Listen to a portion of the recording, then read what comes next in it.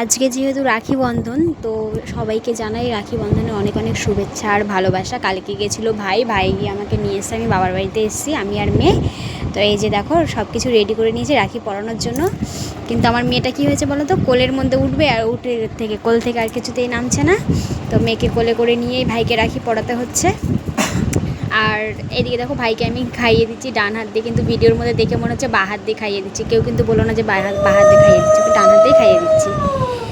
তো এই যে দেখো